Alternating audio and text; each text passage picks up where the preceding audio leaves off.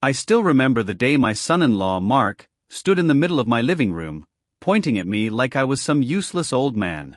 The house he was yelling in was the same house I had bought with 30 years of sweat, overtime, and quiet sacrifices. The same house where his wife, my daughter Emily, took her first steps. The same house where I buried my face in my hands the day my own wife passed away. Mark knew this. He knew every detail. But that morning, he shoved a crumpled paper in front of me and said, in that sharp voice he always used when he wanted to sound in charge, "David, either you start paying rent, or you get out. I'm done carrying dead weight." I didn't argue. I didn't shout. I didn't even look surprised. I simply smiled. Not because I was happy, no. But because after 62 years on this earth, I had learned something most people never do. A quiet man is not a weak man. A patient man is not a powerless man. And an old man is not a man who has run out of moves. Mark thought he owned the house. He thought because he handled a few things around here and paid the utility bills, he suddenly held all the cards. But the truth was simple. He didn't know whose name was written on the deed. He didn't know what patience could do. He didn't know how close he was to learning a lesson he would never forget. So I just nodded at him and said, "All right, Mark. If that's how you feel."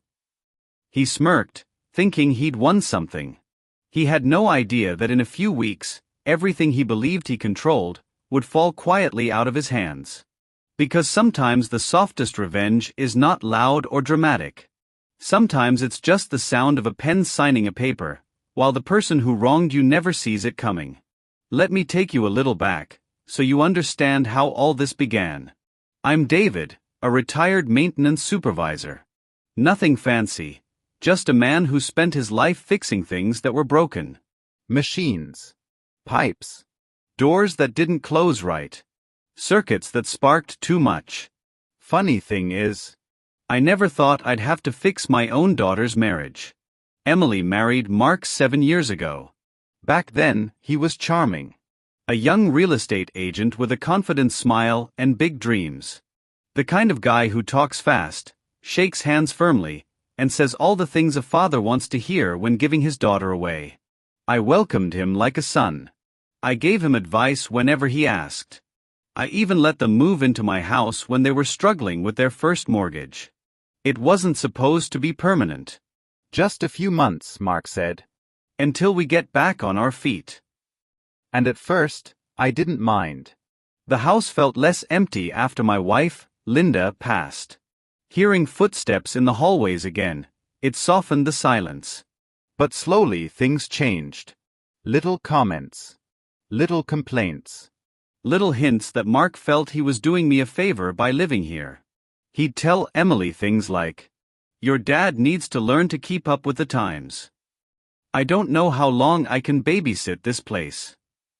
Or the one that always hurt the most. "He should be grateful we're staying here." Emily tried to defend me at first. But she had a gentle heart, too gentle for Mark's sharp edges. Whenever she spoke up, he'd twist her words or guilt-trip her until she quieted down. I didn't want to cause trouble in their marriage, so I stayed silent. I cooked for them. I kept the house running. I stayed out of their way. I even handed Mark small amounts of money when he complained about bills. But the more I gave, the more he took. And the more he took, the more he felt entitled. One thing about people like Mark, they confuse kindness for weakness. They mistake silence for surrender. They think generosity is something they deserve, not something they're fortunate to receive. And then came the day everything cracked wide open. It was a Sunday morning. Emily was at work. Mark stormed into the kitchen, holding the monthly expenses. "David," he said, "I'm not doing this anymore. I cover everything while you sit here retired and comfortable. From now on, you pay rent or you move out." I looked at him, really looked at him, and saw a man who thought he was standing on solid ground, without realizing he was standing on my ground. So I said nothing. Just that small, quiet smile, the smile that always made Mark uneasy. I stood, poured myself a cup of coffee, and walked away. I think that was the moment he truly convinced himself he had one. But he didn't know what I had been planning for months. He didn't know that the house he was threatening to kick me out of was already in the process of being evaluated by a buyer. And he didn't know that the man he thought of as dead weight was preparing a revenge so calm, so silent, that when it finally hit him, he would have no one to blame but himself. Mark grew bolder with each passing day. It's strange how a man who contributes so little can act like he owns the world. It's even stranger how he convinced himself that I needed him, when in reality, he depended on me far more than he ever realized. But ego blinds people. And Mark's ego was larger than any room he walked into. A week after his little outburst, he came into the living room wearing that smug grin he wore whenever he felt superior. "David," he said, leaning against the doorframe, "I've been thinking. If you want to stay here, we need to set up a proper agreement." I looked up from the newspaper. "What kind of agreement?" I asked. "A lease," he replied. "It's only fair. You're living in our home, using our resources." I talked to Emily. She agrees it's time for structure. I almost laughed. But I didn't. Instead, I folded the paper neatly and placed it on the table. "What did Emily say exactly?" I asked quietly. Mark shrugged. "She said we need stability. She's tired of feeling like we're carrying everything." That hurt, not because she said it, but because I knew she didn't. Emily was many things, but ungrateful wasn't one of them. Those weren't her words. They were his voice coming out of her mouth. I nodded slow. "All right. If that's what you both think." He smiled, thinking he'd cornered me. "Good. I'll draft something tonight. You can sign tomorrow." I gave him a calm look. "Mark," I said, "do you ever wonder why I don't argue with you?" He blinked, caught off guard. "What are you talking about?" "Nothing," I replied. "Just thinking out loud." And then I stood up and walked away. Because arguing with a man like him is like trying to teach a mirror new reflections. He only sees what he wants to see. A shift in the air. By midweek, Mark behaved like an impatient landlord waiting for rent money. He knocked on my door at night. He reminded me about the agreement. He left printed papers on the kitchen counter with highlighted parts, amounts he wanted me to pay, chores he expected me to handle, rules he wanted in the house. Rules. In my own home. He didn't know the house was already in escrow. The buyer, a quiet middle-aged woman named Helen, was prepared to finalize everything within 3 weeks. She loved the house. Loved the old wooden beams. Loved the garden. She wanted a peaceful place to retire. I knew she'd take care of it. But before signing, she needed one last thing. The house had to be empty. Mark didn't know that either. So, while he printed rent agreements and strutted around like he controlled everything, I spent my days organizing documents, contacting movers, and preparing for the final step. Silently. Calmly. Without a single hint. Meanwhile, the tension in the house grew thicker. Mark kept pushing. Emily grew quieter. And I kept smiling inside, not because I enjoyed what was coming, but because a storm only hurts the ones who ignore the warning signs. Mark had been ignoring signs for months. One evening, the three of us sat at the dinner table. Emily had cooked pasta, simple, soft, comforting. But the atmosphere was far from warm. Mark cleared his throat dramatically. "So, David," he said, sliding a paper across the table. "Here's the final lease agreement. It's pretty straightforward." I didn't touch it. He tapped the page. "Aren't you going to read it?" "I don't need to," I said. "And why is that?" Emily looked at me with worried eyes. Not because she agreed with him, but because she feared confrontation. I gave her a gentle smile, then looked at Mark. "Because I won't be living here much longer." Mark's eyebrows shot up. "Finally," he said under his breath.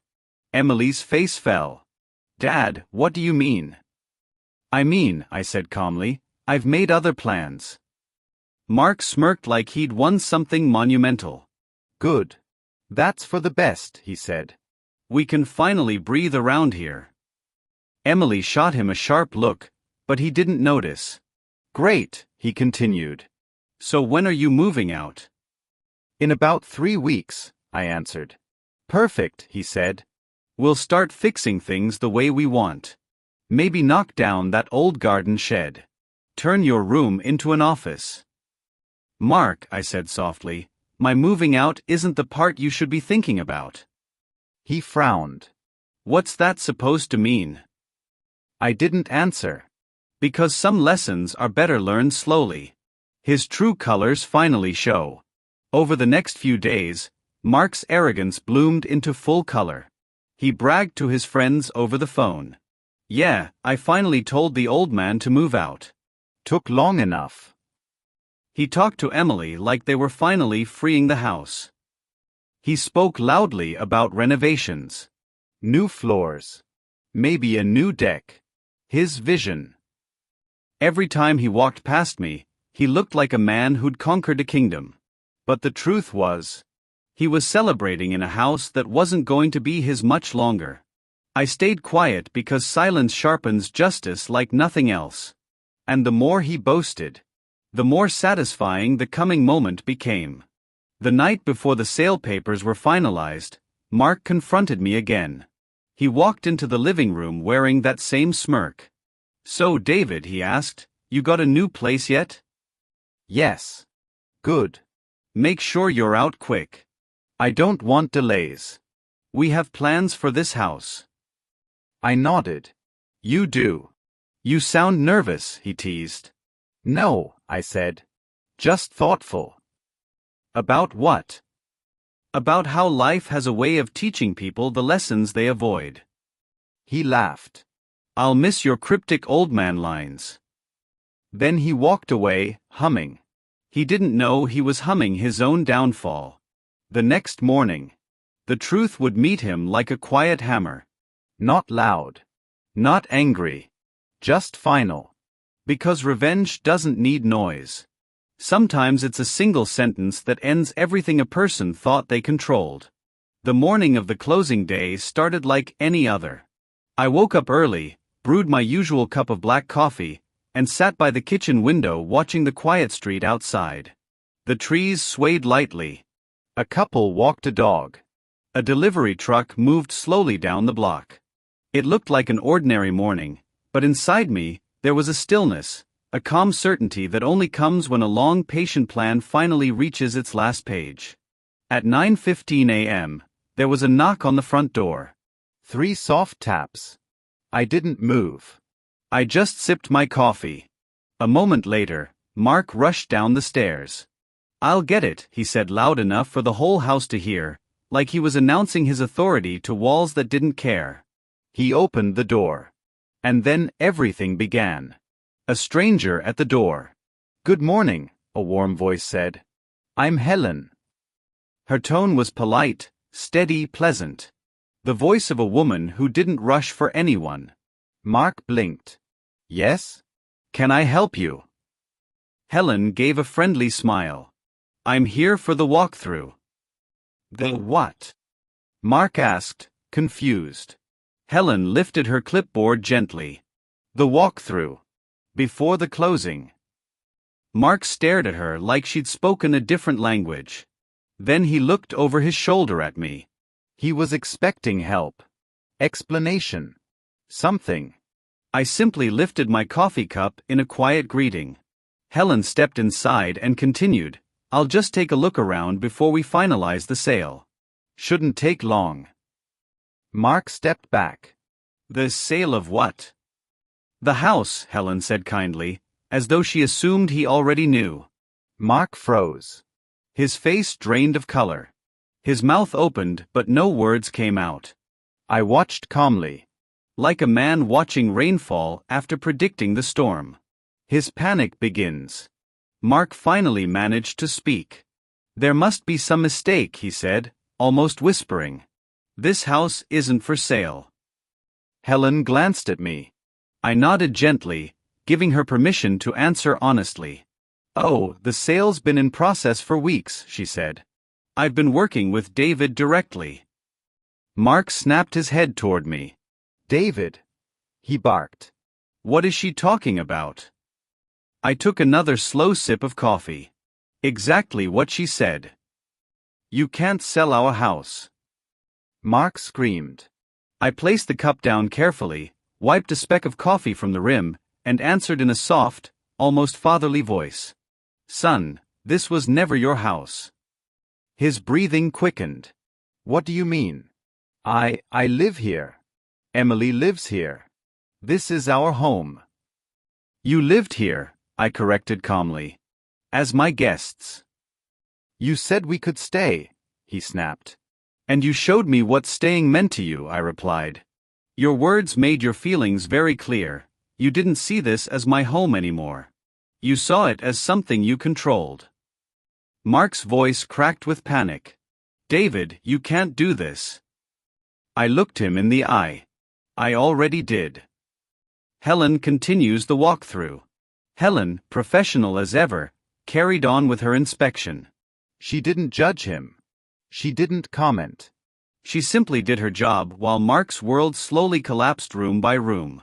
Every step she took reminded him of a reality he couldn't escape. Every door she opened took a piece of imagined power away from him.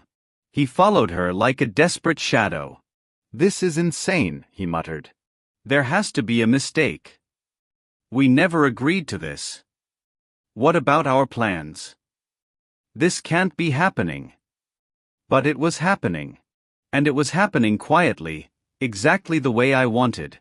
When Helen finished her evaluation, she returned to the living room where I sat. Everything looks good, David, she said gently. We're ready for the closing. You can hand over the keys at the office this afternoon. Thank you, I said. Helen left with a warm smile. The door closed. Silence settled. A thick, heavy silence, one that carried truth, justice, and reality all at once. Mark finally spoke, his voice shaking. You sold the house without telling us. You threatened to evict me, I said. You told me to pay rent in my own home. You made rules in a place you had no claim to. You acted like the owner. So you kicked us out, he shouted. I shook my head slowly. No, Mark. I didn't kick you out. I made a decision for myself. You insisted I move out, remember? He swallowed hard, realizing what was coming. And now, I continued calmly, the new owner wants the house empty by next week. That includes me and you. His jaw dropped. This is revenge, he whispered. It's not revenge, I said. It's responsibility. You made it clear you didn't want me here. So I found a place where I'm wanted. And what about us? He demanded. You're adults, I replied. You'll figure it out. Emily walks in. Just then, Emily arrived home early from work. She saw Mark's pale face, my calm posture, and instantly sensed the weight in the air. What's going on? She asked gently. Mark rushed to her. Your father sold the house behind our backs. Emily looked at me. Dad, is that true? I nodded softly. Yes, sweetheart. I did. Why? She whispered. Because your husband told me to pay rent or get out, I said simply. So I'm getting out. Emily stared at Mark. You said what? Mark stammered. It wasn't like that. It was exactly like that, I said, still calm. He wanted to feel in charge. Now he'll get the freedom he craved so much. Emily closed her eyes. And when she opened them, they were filled with disappointment, not at me, but at her husband. Mark, she said quietly, what did you expect? Mark had no answer. He never had a real answer, only arrogance masquerading as authority. Emily turned back to me. Dad, are you okay? Yes, I said. I'm more than okay. I'm moving somewhere peaceful. And us? She asked softly. You're welcome to come with me, I said. But I won't force you. Mark looked at her, panicking. Emily, you can't be serious. She didn't respond. Instead, she whispered, I need time. Mark's face tightened with fear. Not fear of losing a house. Fear of losing the one person he couldn't manipulate anymore. And that was the moment he finally understood. Quiet revenge doesn't ruin a life. It reveals one. The next few days moved slowly, like a quiet snowfall covering everything in its soft, cold honesty. Mark tiptoed around the house, speaking less and worrying more. He was no longer the man who barked orders or printed rent agreements. He wasn't the self-appointed landlord anymore. He was just a man desperately trying to understand the ground disappearing beneath his feet. Emily carried a sadness in her eyes, but there was clarity too.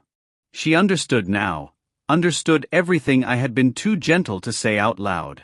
She spent most of her time with me, asking questions, listening, apologizing in her own quiet way.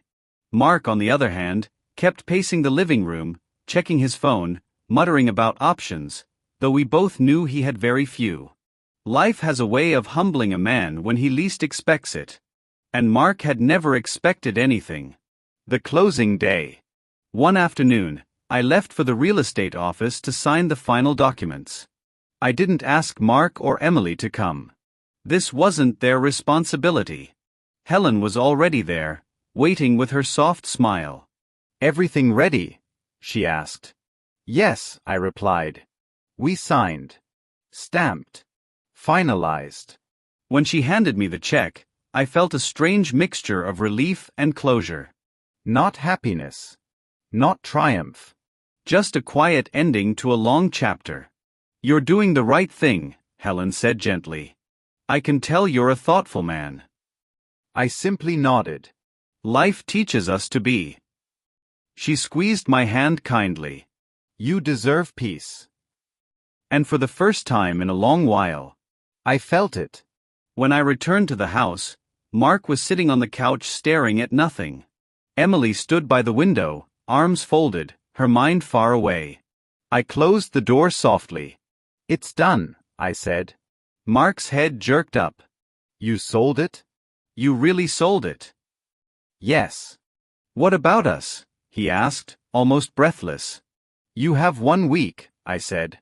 That's the agreement. He shook his head in disbelief. This is insane. We have nowhere to go. I sat down across from him, calm as a still lake. Mark, I said, this is the same situation you tried to put me in. The difference is, I made sure you had time. He looked away. It's not fair, he whispered. It is, I said. Fairness isn't always gentle. Emily stepped toward me. Dad, do you really want to move out? I need peace, I said. You know that. And us? She asked.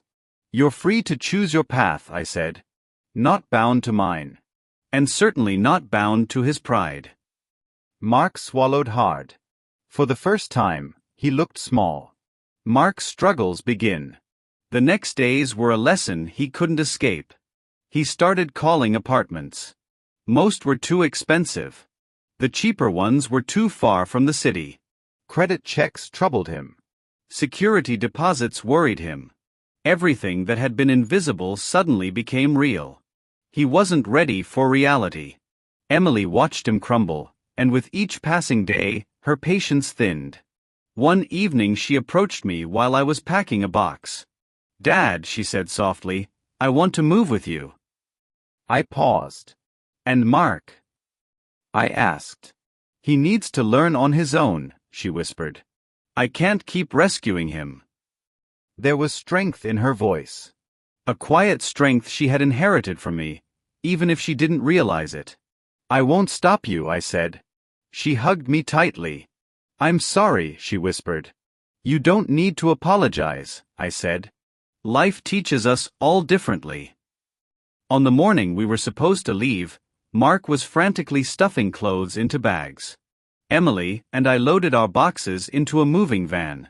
The sunlight was soft. The air calm. Mark ran out of the house. Emily, he called. You're leaving? With him. Emily turned to him, tired but steady. I'm leaving for myself, Mark. You pushed too far. So that's it, he pleaded. You're just going? David gave us a home, she said. You turned it into a battlefield. Mark's face crumpled. You can come too, she added. But you'd have to leave your pride behind. And I don't know if you're ready. He didn't answer. He couldn't. Some men lose everything before they learn anything. And some never learn at all. Before I stepped into the van, I took one last look at the house. Not with sadness. Not with regret. Just gratitude. This home had seen my joys, my failures, my daughter's childhood, and the quiet revenge that restored my dignity. Mark approached me slowly. He looked far younger without his arrogance, like a lost boy instead of a grown man.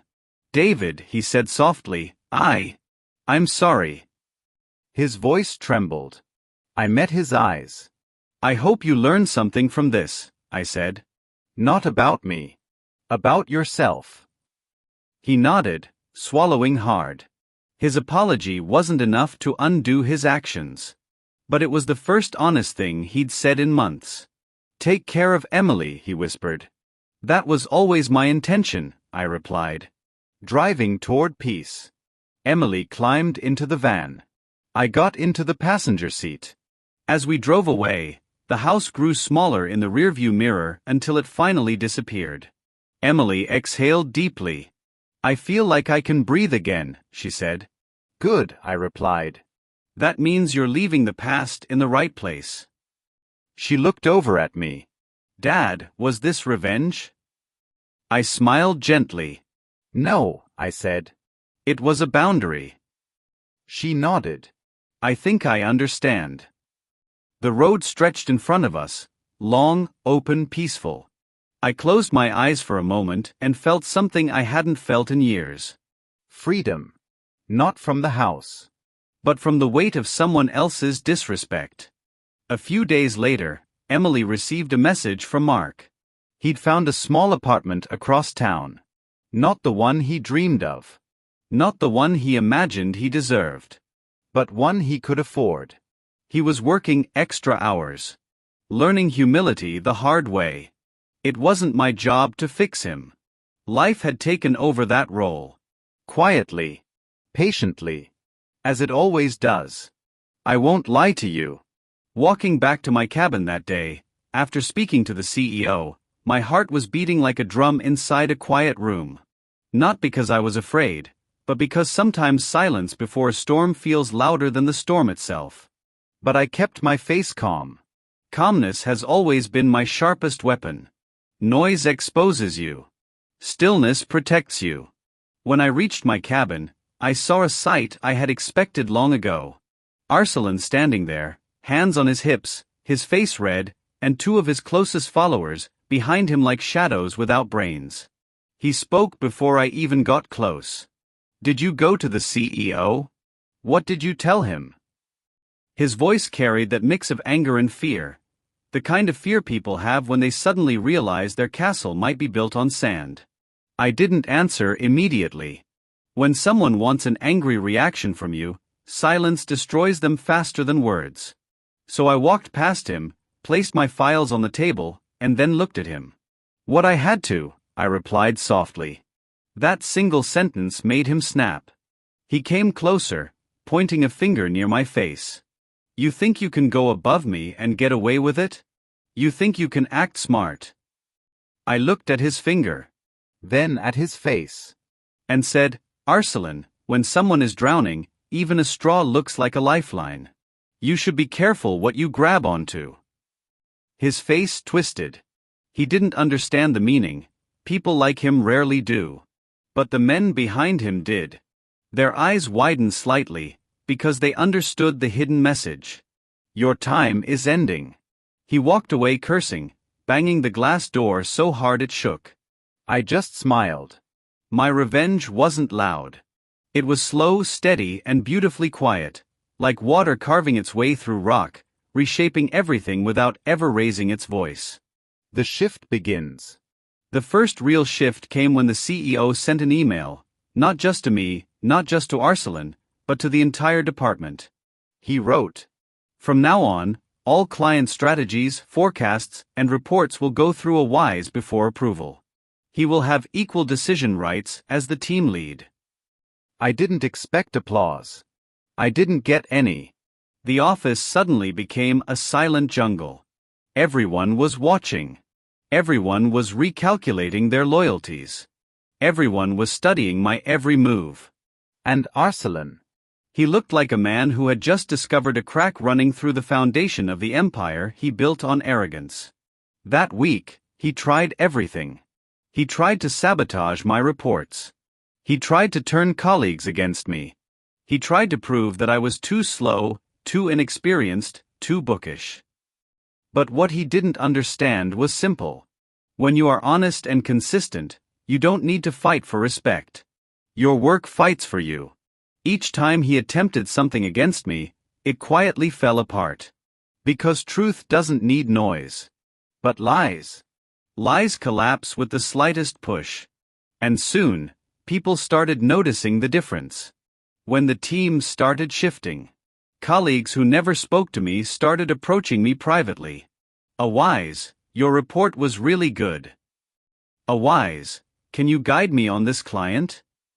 "A WISE, you're very calm, how do you stay that way?" They weren't praising me. They were migrating. Moving from a sinking ship to a stable one. People feel it when a leader is about to fall. Employees have instincts sharper than any animal in the wild. And slowly, silently, my presence became stronger. While Arsalan's presence became uncomfortable. He would walk into the office and conversations would pause. People would exchange looks. Some would suddenly remember something urgent and walk away. The man who once controlled the room no longer controlled the atmosphere. And he knew it. The meeting that changed everything. A major client was unhappy, a very big one. Their account was handled personally by Arsalan. The CEO called for a meeting with the whole upper team. When the client joined the call, angry and disappointed, Arsalan tried to defend himself with loud explanations and excuses. But each time he spoke, the client became more irritated. Then the CEO finally said, "A WISE, what do you think?" The moment he said that, the room changed, like a sudden drop in temperature. Everyone looked at me. I didn't speak fast. I didn't attack him. And I didn't try to prove myself. I simply opened the client's performance charts, calmly explained everything that had gone wrong, and then offered a clear plan to fix it. By the time I finished speaking, the client relaxed. They said, "Yes. This is exactly what we want." Arsalan's face turned pale. Because in that moment, he finally understood something tragic. Respect cannot be taken. Authority cannot be forced. Leadership cannot be faked. He had the title. But I had the competence. And competence always wins in silence. The fall of Arsalan. After the call, the CEO asked the entire team to stay back. He looked directly at Arsalan and said, "This isn't the first time we're having issues with your leadership management. I've received complaints from clients and employees." A long silence followed. Then the CEO turned his chair slightly toward me and said, "A WISE, from today, you will supervise all major accounts. Arsalan will shift to internal tasks until further notice." That room heard the quietest kind of revenge. The one that doesn't scream. Doesn't insult. Doesn't hit back. Just a soft, gentle correction of balance. Arsalan didn't look at me. His eyes stayed glued to the table. Because losing power in front of the same people you once intimidated is the purest form of defeat.